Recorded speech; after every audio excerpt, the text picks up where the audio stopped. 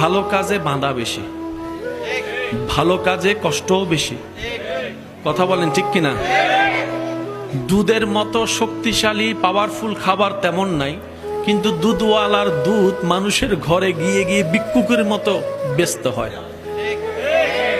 মদের মধ্যে ক্ষতির কোনো অভাব নাই, দুনিয়াবিও ক্ষতি, আখেরাতেরও ক্ষতি, ব্রেনেরও ক্ষতি, শরীরেরও ক্ষতি, লিভারের ক্ষতি, ক্ষতি আর ক্ষতি।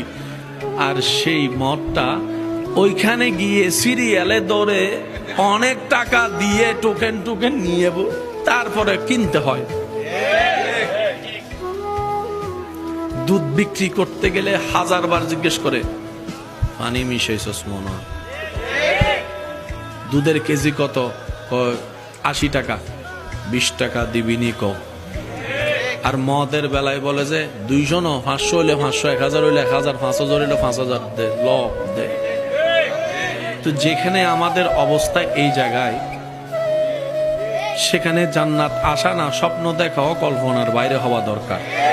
কিন্তু তারপরেও মনের কোণার মধ্যে 1000 অপরাধ করার পরও একটু আশার বাতি জ্বলে, এই কারণে, কারণ আমাদের রব হচ্ছেন রহমানুর রহিম, আমাদের নবী হচ্ছে রাহমাতুল লিল আলামিন, রউফুর রহিম। চিৎকার দিয়ে বলেন সুবহানাল্লাহ।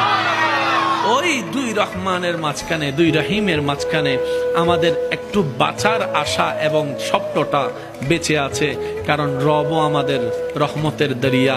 আল্লাহ সেই রব আবার আমাদের নবীকে রহমতের দরিয়া বানিয়ে দিয়েছেন, রহমতুল্লিল আলামিন।